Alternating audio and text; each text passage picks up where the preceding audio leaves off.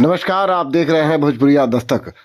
सोने चांदी के गहने आसमान के भाव आसमान छू रहे हैं और इधर जालसाजों की जालसाजी भी आसमान छू रही है। ऐसा ही एक मामला विक्रमगंज थाने में आया है, जब पीड़ित व्यक्ति जिसने 9 लाख रुपए का गहना खरीदा था, उस गहना के क्वालिटी में काफी कमी आने के कारण व्यक्ति विक्रमगंज थाने में पहुंचकर अपनी फरियाद लगाता है, केस दर्ज करवाता है और मामला पुलिस या जांच में अब आगे बढ़ गई है। इस संबंध में पीड़ित व्यक्ति से हमारी बातचीत हुई है। पहले बातचीत सुनिए, इसके बाद मैं आपको और दिखाऊंगा कि गहनों का टेस्ट कैसे होता है, कैसे जांचा जाता है कि गहना 1 नंबर है कि 2 नंबर है, उसमें 2 नंबर है तो कितना 2 नंबर है, मैंने सोना की मात्रा कितना है। ये सब जानने के लिए जब हम लैब टेक्नीशियन के पास पहुंचे तो लैब टेक्नीशियन ने किस प्रकार से बताया, वो सब कुछ हम आपको सुना रहे हैं। देखिए भोजपुरिया दस्तक की खास रिपोर्ट। सबसे पहले पीड़ित का बयान सुनिए। हालांकि इस वीडियो के आने के बाद मैंने उक्त दुकानदार से भी बात करने की कोशिश की, लेकिन उन्होंने बात करने से साफ इनकार कर दिया। तो बाकी आप पीड़ित की बात सुनिए और इन्होंने क्या कुछ।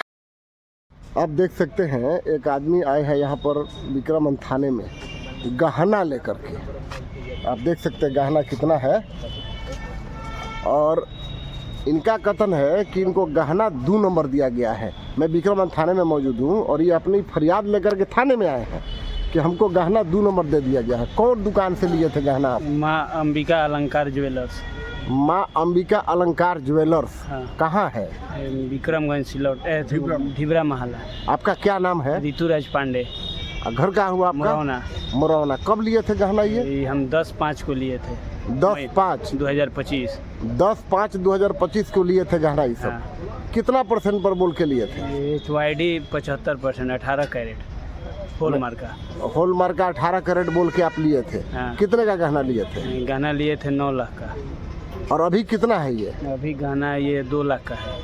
तो आप ये किसी शादी के लिए थे? मेरे शादी का था। मतलब ये आपकी शादी में खरीदा गया ये गहना था? जी।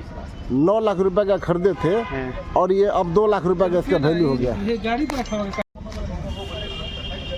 तो कैसे पता चला आपको कि आपका गहना 2 हम नंबर? अपने कारणवश, निजी कारणवश ले गए बैंक के लॉकर में रखने के लिए। हमको पैसा की ज़रूरत था। अच्छा। वहाँ ले गए तो बैंक वाले बोले कि नहीं चलेगा ये गहना, इसमें 40% 35% सोना की बैंक वाला नहीं रखा कि मतलब इसका क्वालिटी बहुत लो है, नहीं चलेगा। उसके बाद आप दुकानदार के पास गए? दुकानदार को हम फ़ोन किए तो बोला कि हम दुकान पे नहीं है, बाहर हैं, हम आएंगे। तो फिर नाना प्रकार का हम बोले तो हमको भी धमकी भी देने लगा कि जो गहना दिए वहीं रखो, नहीं तो तुम हमारा कुछ नहीं कर सकते सीधे। हाँ। क्या नाम है दुकानदार का? जितेंद्र सोनी। जितेंद्र। अभी आप थाने में केस करेंगे? थाने में जी सर आवेदन दे चुके हैं। ये है 9.5 लाख, मैंने 9,85,000। आपका नाम? मेरा नाम शैलेश कुमार मिश्रा है सर। अच्छा, आपका घर कहाँ हुआ? मेरा घर इंद्रात खुर्द है। मैं हसन बाजार उनके दुकान से, निजी दुकान से गहना लिया हूँ अपने बेटी के शादी में। कितना? उपहार स्वरूप जो के करीब 9,85,000 का गहना हमने लिया था।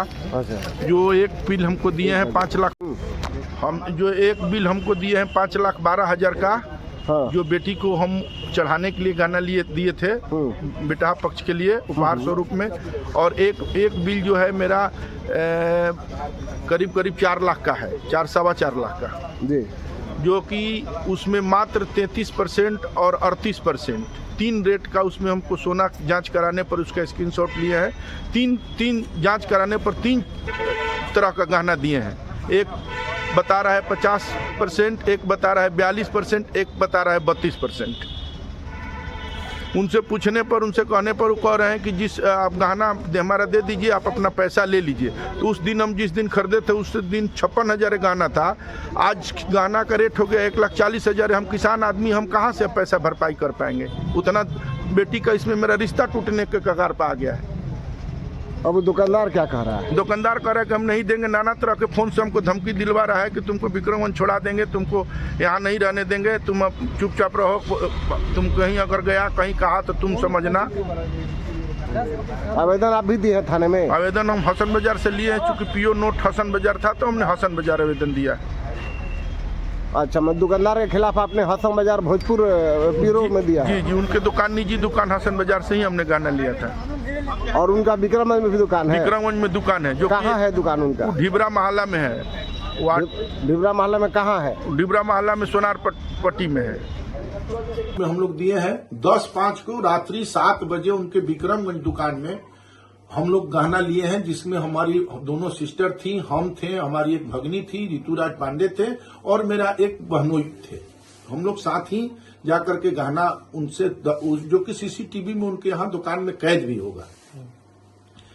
किसी कारण बस गहना के पैसा की जरूरत हुआ ऋतुराज पांडे को, तो ऋतुराज पांडे ने अपना गहना ले आकर के विक्रमगंज आशीर्वाद फाइनेंस में ले आकर के दिखाया, तो आशीर्वाद फाइनेंस के मैनेजर ने बोला कि इस गहना बिल्कुल आपका खत्म है, इस गहना में आपको 30%, 35%, 40% यही सोना आपको मिलेगा, हार्डली होगा तो 45-50 होगा, ये गहना हम लोग नहीं रख पाएंगे।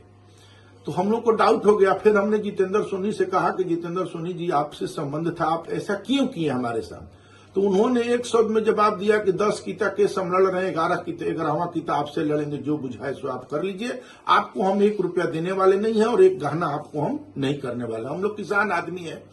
इस पर डाउट होने लगा तो मैं उसके पुनः एक दिन बाद अपने बेटी का भी गहना चेक करवाया, तो मेरी बेटी के गहना में तो बिल्कुल 7 कैरेट और 9 कैरेट का गहना है। हमको डाउट हो गया, क्योंकि 2-4 आदमी शहर में कहने लगा कि इनका यही काम है, ये झगड़ेली प्रकृति के सुनार है, इनका यही काम है, सबको गहना 2 नंबर के दे करके अपना प्लॉट पर प्लॉट खरीदते हैं। ये 1 साल 2 साल के भीतर ही करीब 10 करोड़ से अधिक की जमीनी खरीद चुके हैं, पटना लेकर के, यहाँ लेकर के और हसन बाजार लेकर के, विक्रमगंज के लेकर के। ये तो जांचने वाली विषय है, ये हम नहीं कह सकते हैं कि 10 करोड़ के लिए है कि 5 करोड़ के लिए है, उससे हमको कोई मतलब नहीं है।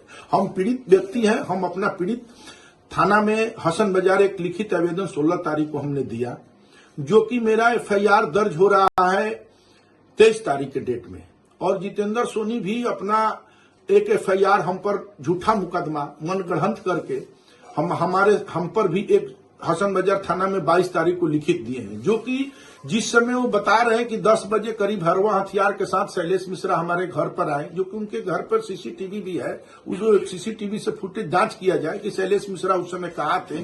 10 बजे हम लोग विक्रमगंज थाना में 10 बजे से लेकर 22 तारीख को हम लोग 3 बजे तक थाना में अपने आवेदन के फरियाद लेकर बड़ा बाबू के यहाँ हम लोग बैठे हैं विक्रमगंज थाना में, जो सीसीटीवी में कैद है।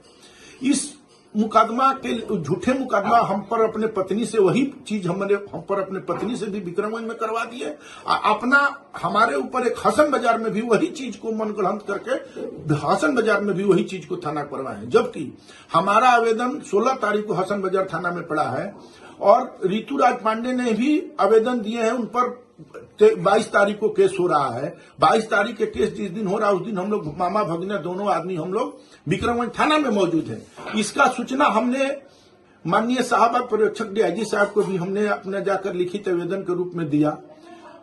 माननीय रोहतास SP रोशन सर को भी मैंने एक लिखित सूचना उनको दिया कि सर हमारे साथ ऐसा ऐसा घटना हुआ, ये संज्ञान SP साहब के भी में है, और भोजपुर SP को भी हमने एक लिखित सूचना दिया और व्हाट्सएप के जरिए मैंने उनको बताया, और इस पर ये SP साहब ने हमको आश्वासन दिए कि आप निश्चिंत रहिए, आप 1-1 रुपया जुटा करके दिए हैं गहना, हम इस पर निष्पक्ष जांच करके आपका न्याय दिलवाने का काम करेंगे।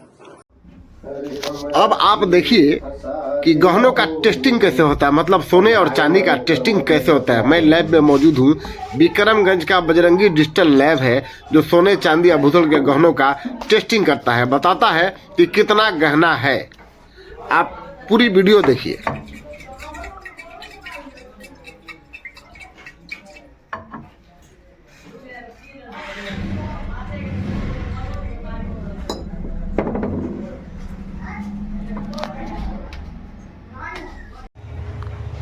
विक्रमगंज में एक मामला आया है कि गहना 2 नंबर का दिया गया है और इसको लेकर मामला FIR तक पहुंच गया है। तो हम विक्रमगंज में आए हैं, यहाँ पर सोना के गहने का कि क्वालिटी का जांच होता है, और ये सामने जो बैठे हैं ये मैंने जांच करने वाले एक बहुत ही उम्दा मैकेनिक हैं तो महाराष्ट्र के, लेकिन यहीं पर ये लोग जांच करते हैं। आपका नाम क्या है? प्रमोद पाटिल। प्रमोद पाटिल जी। आप कहाँ के रहने वाले हैं? महाराष्ट्र के। महाराष्ट्र के। यहाँ मतलब कितने दिनों से रह रहे हैं? 20 साल से प्लस ही हो गया। 20 साल विक्रमगंज में रहते हुए हो गया। क्या काम करते हैं आप?